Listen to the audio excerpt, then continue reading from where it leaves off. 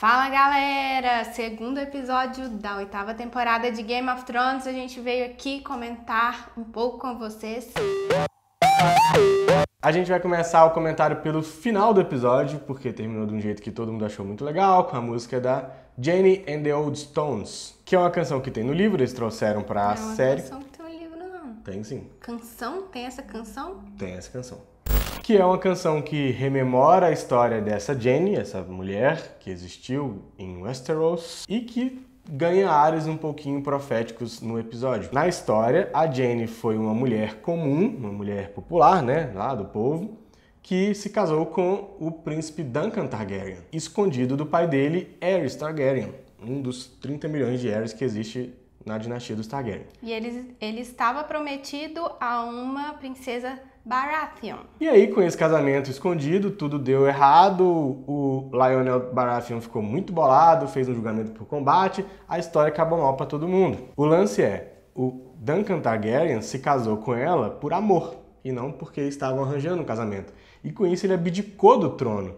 Ele disse, eu não quero governar. Mais ou menos como a gente acompanha da história e do desenvolvimento do personagem do Jon Snow, que tá pouco se lixando pro Trono de Ferro, ele só quer mesmo que eles combatam aquele inimigo. Já do outro lado, a gente tem a Daenerys, que, por sua vez, é obcecada pelo Trono de Ferro.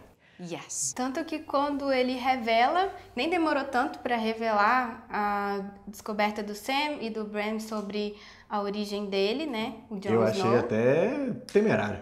A preocupação da Daenerys é, então você é o verdadeiro herdeiro do Trono de Ferro. Você vai poder reivindicar o trono, né? E a gente nem teve uma revelação sobre a relação, o relacionamento deles, o que eles estão pensando.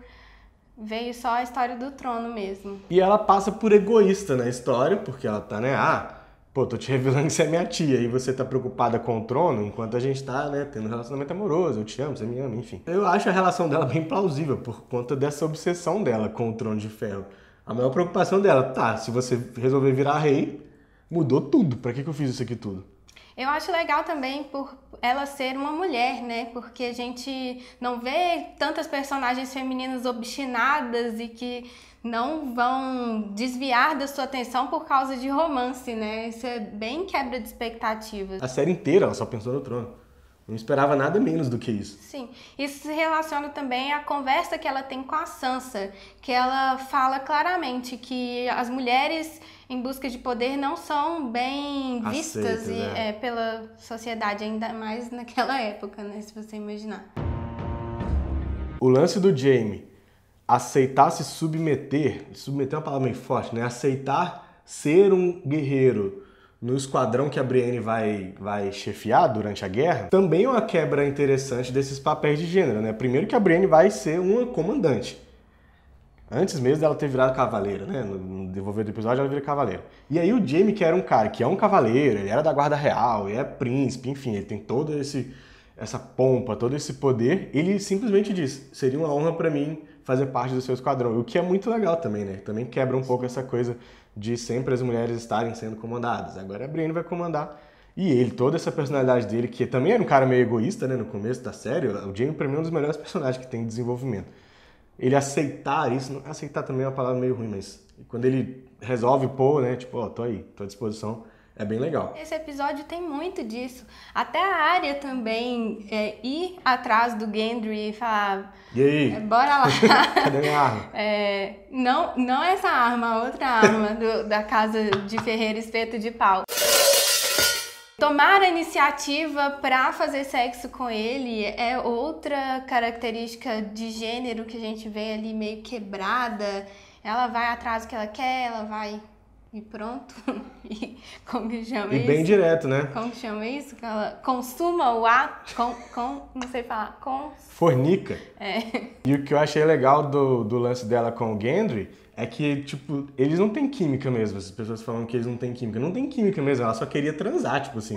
Pra quê, né? Ela sentiu atração física por um cara, pô, do Gendry fortão, o cara é ferreiro, faz arma, ela curte arma pra caramba, né? Já deu pra perceber. Eles têm uma relação de antes, né? Que eles passaram um tempo juntos. Sim, quando eles eram prisioneiros também, né? E aí eles fizeram ali uma coisa até meio fraterna, né? E aí, tipo assim, ela falou, velho, eu quero ver qual que é isso aí. Você já transou com um monte de gente, eu quero ver como é que é. Um monte, 3. E é muito engraçado, porque todo mundo ficou chocado. As reações na internet, não, ela é uma criança. E era uma expectativa que as pessoas tinham, que ia ter um romancinho. E não foi bem um romancinho, né? Foi algo mais prático antes da batalha. E aí tem outra parte, voltando um pouco na música, na Jane of the Old Stones, que é especulada pelo livro também, pela história do livro, e até se relaciona à Arya também, que existe uma bruxa que era amiga dessa Jane, que a gente comentou anteriormente, e ela tem umas previsões, ela sonha com alguns fatos, inclusive ela teve uma previsão sobre o casamento roxo e ela contou para a Irmandade Sem Bandeiras em uma época em que a Arya estava vivendo com eles, isso até tem na série, né, quando ela é prisioneira e tal, que o príncipe prometido, que é o Azor Ahai, seria da linhagem Aerys e Raela.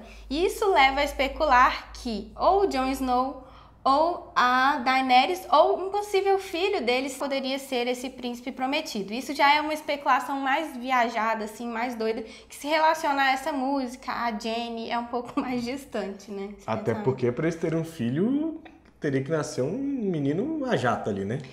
E tá em cima da guerra. Esse foi um episódio que foi uma espécie de adeus às pessoas, né? Muita gente comentando, foi uma carta de amor, de fato, é aquele momento catártico, meio que aquela calmaria que está precedendo a tempestade que vai chegar, né?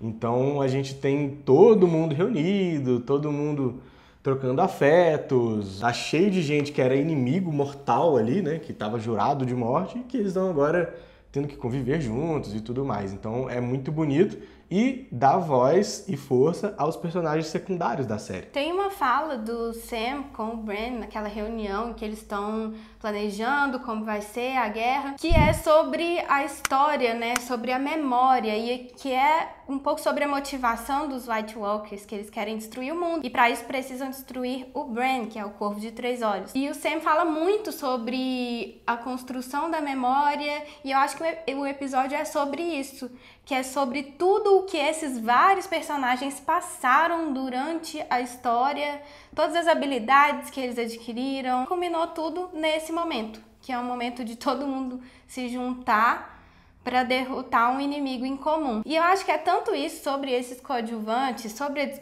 a despedida, sobre tudo que eles percorreram até o momento, que nem aparece a Cersei, né?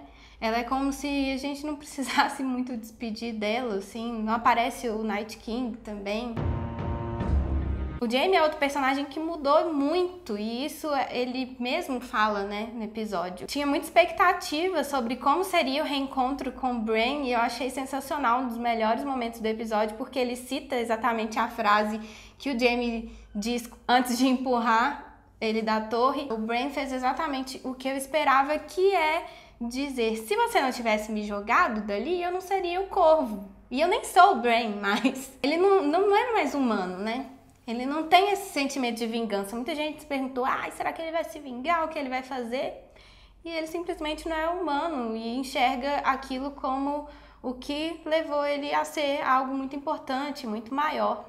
Isso é curioso, né? Porque o Jaime sai de um personagem que era muito egoísta, egocêntrico, só pensava na própria família e no próprio benefício dessa vida dele, né? Com a Cersei, lá na primeira, segunda temporada. Ele vai se transformando até chegar nesse cara que tem até algumas certas virtudes, né? Na verdade, tem virtudes também mesmo, né? Enfim, ele se torna um baita de um guerreiro. O Bran, pelo contrário, sai daquela coisa do menininho inocente, que tava lá brincando, é empurrado pelo cara cuzão e tal, fica paraplégico, e vai virando um cara completamente sem sentimentos, sem nenhuma... humanidade sem mesmo. Humanidade. Ele perde qualquer característica mesmo de humano, né? Ele se desumaniza para virar essa coisa, essa entidade que é o Corvo de Três Olhos. O episódio teve alguns pontos baixos consideráveis e é mais, acho que na forma como acontece, o jeito que acontece, né, na narrativa, do que o fato em si. Voltou uma pegada meio novelesca em alguns momentos, aquela coisa muito, muito de manual, muito clichê, né, enfim, relações de expressões corporais, de alguns diálogos bem rasos. Um exemplo desses momentos que foi um pouco decepcionante, pelo menos ao meu ver, pro meu sentimento, foi o momento em que a Brienne foi transformada em cavaleiro, não sei o verbo pra isso. Eu achei a cena muito longa e Também acho que dava para entender logo no começo o que ia acontecer. Não teve nenhuma surpresa. Então, do momento em que começa, você já sabe que vão transformá-la em cavaleira. Eu acho que forçou um pouquinho também a emoção. Era um momento em que foi um momento feito pra gente se emocionar. E acho que a dose ficou um pouco errada, assim. Não me emocionou e eu sou uma pessoa chorona. Já vou falar pra vocês um momento que me fez chorar. Pra mim, o que estraga essa cena é os aplausos no final. Aquilo lá parece aqueles filmes de sessão da tarde que o menino faz a apresentação no teatro, aí o pai dele, que ele não via há não sei quantos anos, chega lá e começa. Clichê. Clichê esperado. Muito tosco. E não pode ser verdade isso. E aí um momento muito simples que me emocionou foi quando chega uma menininha que tem o rosto queimado, assim, cheio de cicatriz, e ela chega pro Sr. Davos pra pegar a sopa. Na hora que eu vi a cara dela, aí ver a cara do Davos, eu comecei a chorar porque logo, e óbvio, lembrei da Shireen. E ele também na hora dá um baque, assim, como se ele estivesse vendo um fantasma dela. E é um detalhe muito pequeno. E a menininha fala que quer lutar, eu não quero me esconder. Ela é braba. E aí aparece a Gilly também, mostrando até o desenvolvimento dela também, de uma selvagem que vivia lá naquela confusão com o pai e as irmãs. E aí agora ela já é uma guerreirinha. Aparece depois um outro homem pro Sr. Davos e fala, eu não sou como é que é isso? Guerreiro, Eu não sou um soldado, né? Eu não sou um soldado. Eu tô com medo de lutar. Eu acho que isso não vai dar muito certo. E os soldados também. Eu também nunca fui um soldado, sobrevivi e tal. É aquele relacionamento que é criado ali num momento de desespero, né? E é meio triste quando a gente relaciona com a realidade também, porque eles meio que são refugiados ali. E a gente tá vivendo um momento... A humanidade nunca sai disso, parece, né? De pessoas refugiadas e pessoas que não são soldados e tendo que assumir essa posição, pessoas que não tem nada a ver com isso, levando chumbo, sofrendo. É triste. Pro terceiro a gente sabe que a batalha vai rolar e que a chinela vai cantar alto, né? Agora, tem algumas coisinhas que são... A Melisandre até agora não apareceu. E ela teve um final que ela é expulsa da Pedra do Dragão, quando o Davos descobre que ela mandou sacrificar a Shireen, e aí ela vai embora.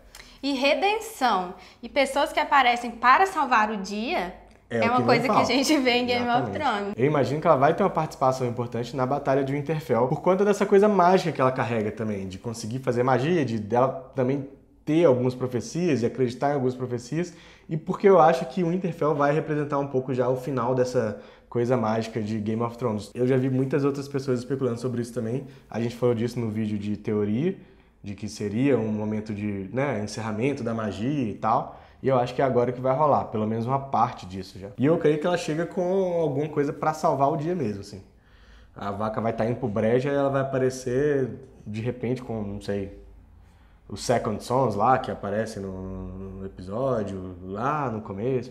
E ela é um dos personagens coadjuvantes muito importantes, quase um dos únicos que tá faltando ali pra estar reunido. Ela não morreu, definitivamente, né? Então, não é tipo, acabou a série pra ela. Então, eu imagino, né? Eles não iam simplesmente largar e falar assim, vai pro exílio, minha filha. E deixar por isso mesmo. E ela tem essa coisa de que ela quer se redimir também, porque... Depois que ela sacrifica a Shireen e o Stannis morre, ela viu que deu merda. Ela falou assim, caraca, essas profecias ou são falsas ou tem alguma coisa errada acontecendo aqui. Eu acho que ela vai ter esse momento de redenção também, como o Tyrion vai ter no próximo episódio, defendendo o Bran, como o Jaime vai ter, enfim. Esses momentos de redenção a gente já viu várias vezes em Game of Thrones. Eu acho que vai chegar o da Melisandre e vai ser nessa batalha. Aqui está. Tem uma parte do castelo que foi citada o tempo inteiro no segundo episódio. Criptas, criptas, criptas. As pessoas mais vulneráveis foram encaminhadas para a cripta. E a gente sabe que isso não pode dar certo. Tem uma cena do final também, que tinha sido até divulgada uma foto antes, que é do Sam, o Samzinho, e a Gilly deitados na cama. E depois, na verdade, eu não tinha pensado nisso, mas quando eu assisti ao episódio e vi a cena, eu pensei, meu Deus, parece aquelas famílias do Titanic antes de afundar, só esperando a morte, deitado na cama. Fiquei muito triste, já fiquei esse episódio inteiro pensando, esse vai morrer.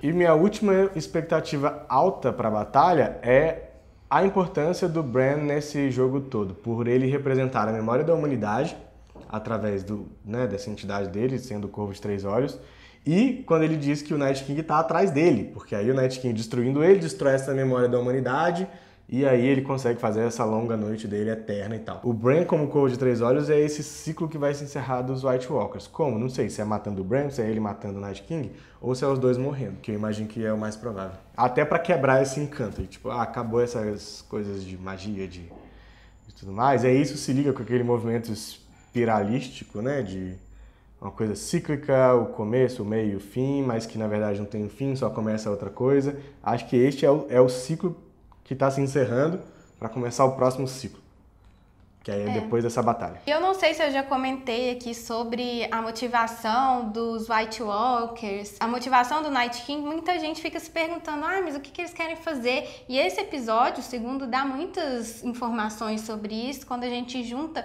com a história de como foi criado o Night King, que era para lutar a favor dos Filhos da Floresta, porque os primeiros homens estavam destruindo e eles estavam em guerra. Então, assim, o Night King não pediu para nascer. Ainda mais sendo um ser imortal que passou pela história e ficou renegado lá ao norte. A gente não sabe exatamente, né, sobre a história dele. E aí é isso. Ele quer destruir o mundo, pelo menos como é conhecido até o momento, né? E esse tanto de batalha, esse tanto de destruição causada pelos homens. Deixa seu comentário aqui embaixo, fala o que você achou desse episódio. Se você tem expectativas para o terceiro, comenta aqui também.